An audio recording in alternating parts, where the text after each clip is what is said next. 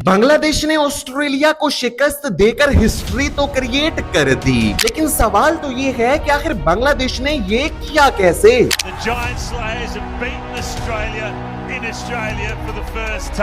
आखिर कैसे बांग्लादेश ने इंडिया की वो स्ट्रेटेजी कॉपी की जो कि इंडिया ने 2018-19 की बॉर्डर गवास्कर ट्रॉफी में यूज की थी। आखिर कैसे बांग्लादेश के फास्ट बॉलर्स ने ऑस्ट्रेलिया के हथियार उनके खिलाफ इस्तेमाल करके उनको तिगनी का नाच नचवा दिया।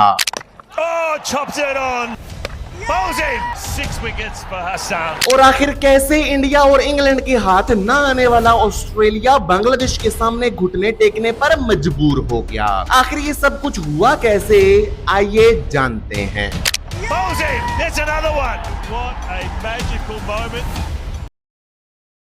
तो देखिए, अब बात ये थी कि जब ये सीरीज शुरू होने वाली थी तो किसी ने भी ये एक्सपेक्ट नहीं किया था कि बांग्लादेश इतना बड़ा अपसेट कर देगा, क्योंकि ऑस्ट्रेलिया की टीम आखिरी 2 साल में अपने घर में इंडिया और इंग्लैंड जैसे जायंट्स को शिकस्त दे चुकी थी। इसीलिए किसी ने भी ये एक्सपेक्ट नहीं किया था कि ऑस्ट्रेलिया की प्राइम टीम बांग्लादेश के हाथों हार जाएगी। लेकिन जब बांग्लादेश ने ऑस्ट्रेलिया को ये मैच हरा दिया तो बहुत सारे लोगों ने ये बोलना शुरू कर दिया कि ये तो बांग्लादेश का एक तुक्का लग गया। लेकिन हकीकत तो ये है कि बांग्लादेश ने ये मैच एक सोची समझी प्लानिंग और स्ट्रेटेजी के तहत जीता। और वो प्लानिंग और स्ट्रेटेजी क्या थी उसको समझने के लिए मैंने अपनी इस वीडियो को मेजरली 2 पार्ट्स में डिवाइड किया है। पहले पार्ट में हम ये समझेंगे कि आखिर बांग्लादेश ने इंडिया की वो कौन सी स्ट्रेटेजी कॉपी की जिसको इस्तेमाल करके इंडिया ने 2018-19 की बॉर्डर गवास्कर ट्रॉफी में ऑस्ट्रेलिया को शिकस्त दी थी। और दूसरे पार्ट में हम ये समझेंगे कि आखिर कैसे बांग्लादेश के फास्ट बॉलर्स ने ऑस्ट्रेलिया के फास्ट बॉलर्स के हथियार उनके खिलाफ ही इस्तेमाल कर दिए। तो फिर आइए स्टार्ट करते हैं और सबसे पहले बात करते हैं उस स्ट्रेटेजी की जो कि बांग्लादेश ने इंडिया से कॉपी की थी। वो स्ट्रेटेजी जिसको इस्तेमाल करते हुए इंडिया एशिया की वो पहली टीम बनी थी जिसने ऑस्ट्रेलिया को ऑस्ट्रेलिया में जाकर एक टेस्ट सीरीज हराई थी। तो उस स्ट्रेटेजी का नाम था फर्स्ट सर्वाइव देन अटैक। आपको याद होगा कि साल 2018-19 की बॉर्डर गवास्कर ट्रॉफी में इंडिया के टॉप 3 बैटर्स जिनमें मयंक अग्रवाल, हनुमा विहारी और चितेश्वर पुजारा, ये तीनों स्टार्ट में क्रीज पर ज्यादा से ज्यादा टाइम गुजारने की कोशिश करते थे, ज्यादा से ज्यादा बॉल्स फेस करने की कोशिश करते थे। इसके दौरान रन्स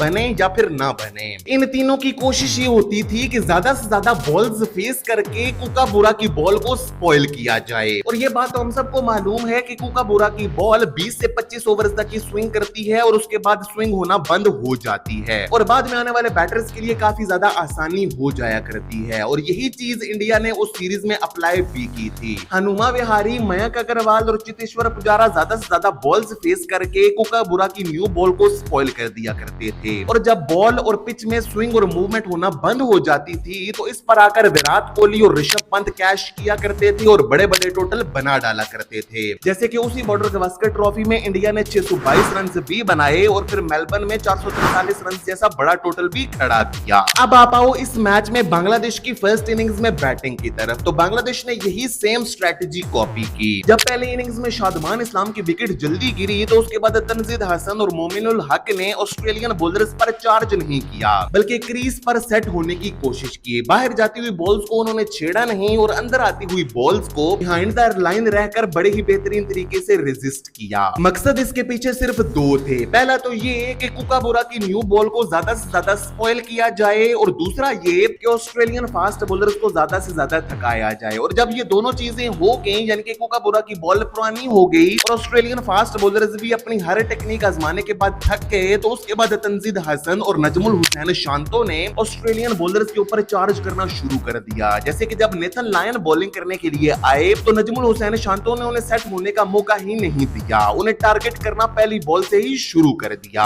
और इसी वजह से ही तंजीद हसन ने अपने टेस्ट करियर की पहली सेंचुरी, जबकि नजमुल हुसैन शांतो ने भी 84 रन बनाए। और बाद में आने वाले बांग्लादेशी बैटर्स के लिए भी इसी वजह से बैटिंग करना काफी ज्यादा आसान हो गई थी। नो डाउट इस मैच में बांग्लादेश के बैटर्स ने बहुत अच्छी बैटिंग की, लेकिन ऑस्ट्रेलियन फास्ट बॉलर्स ने भी वही गलती की जो कि इस साल के शुरू में पाकिस्तान के फास्ट बॉलर्स ने बांग्लादेश के अगेंस्ट की थी। यानी कि पाकिस्तानी फास्ट बॉलर्स बांग्लादेश के टेल एंडर्स को आउट नहीं कर पाए थे और इस मैच में ऑस्ट्रेलिया के साथ भी वही हुआ। और इसकी मिसाल ये थी कि हसन महमूद और तस्कीन अहमद ने मेहदी हसन मिराज के साथ मिलकर बांग्लादेश के स्कोर में 92 रन का इजाफा किया। मेहदी हसन मिराज ने तो 64 रन बनाए, लेकिन तस्कीन अहमद और हसन महमूद ने भी छोटी छोटी इनिंग्स खेलकर उनका साथ दिया और बांग्लादेश का वो स्कोर जो कि 350 के अंदर अंदर तक रह सकता था, इन्हीं पार्टनरशिप्स की वजह से ही बांग्लादेश की टीम उस स्कोर को 426 रन तक ले जाने में कामयाब हो गई। ये तो हमने बात की कि आखिर कैसे बांग्लादेश के बैटर्स ने अपनी बेहतरीन प्लानिंग के थ्रू ऑस्ट्रेलियन फास्ट बॉलर्स को चित किया।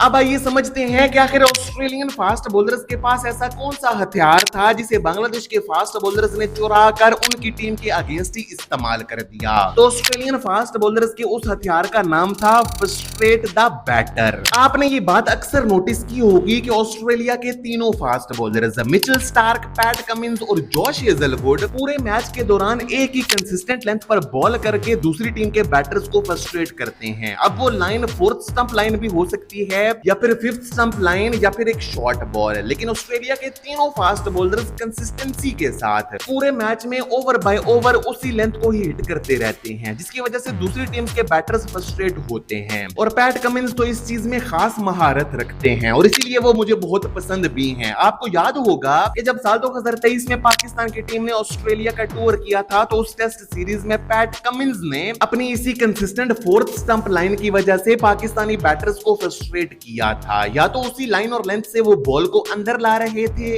या फिर बॉल को बाहर लेकर जा रहे थे, जिसकी वजह से पाकिस्तानी बैटर्स या तो आउटसाइड एज का शिकार हो रहे थे या फिर बैट और पैड के दरमियान गैप बनवाकर बोल्ड हो रहे थे। लेकिन इस दफा बांग्लादेश के फास्ट बॉलर्स ने उनकी ये स्ट्रेटेजी उनके खिलाफ ही इस्तेमाल कर दी, खास तौर पर हसन महमूद ने। आपने पहले इनिंग्स में ये चीज नोटिस की होगी कि हसन महमूद कंसिस्टेंसी के साथ उसी 4th स्टंप लाइन को हिट कर रहे थे, वहीं से ही वो बॉल को बाहर भी लेकर जा रहे थे और वहीं से ही बॉल को अंदर भी ला रहे थे। मतलब ना तो वो बॉल कट करने के काबिल थी और अगर ऑस्ट्रेलियन बैटर्स उसे ड्राइव करने के लिए जाते थे तो एज खा बैठते थे। अब इस स्ट्रेटेजी के अगेंस्ट वही बैटर टिक सकता था जो कि पेशेंस रखे और इसी वजह से स्टीव स्मिथ ने पहले इनिंग्स में 71 रन भी बनाए थे। लेकिन ट्रेविस हेड जैसे बैटर्स जो कि ज्यादा पेशेंस नहीं रख पाते और उन्हें जल्दी ही हाथ खोलने की जरूरत पड़ती है, वो अपनी विकेटें जल्दी ही गवा बैठे। दोनों इनिंग्स में ट्रेविस हेड बॉल को जबरदस्ती कट करने के चक्कर में गए या फिर ड्राइव करने के चक्कर में गए और पहले इनिंग्स में आउटसाइड एज खा बैठे और दूसरी इनिंग्स में चॉप ऑन कर गए। अब अगर पहले इनिंग्स में हसन महमूद ने पैट कमिंस की स्ट्रेटजी कॉपी की थी तो दूसरी इनिंग्स में मेहदी हसन मिराज ने नेथन लायन की स्ट्रेटजी कॉपी की। आपने ये चीज अक्सर नोटिस की होगी कि जब दूसरी इनिंग्स में नेथन लायन बॉलिंग करने के लिए आते हैं तो वो पिच पर मौजूद रफ पैचेस या फिर ब्लैक पैचेस को ज्यादातर टारगेट करते हैं, क्योंकि उन रफ पैचेस पर बॉल हिट करने के बाद एकदम से स्किड कर जाती है, या तो बहुत नीचे रह जाती है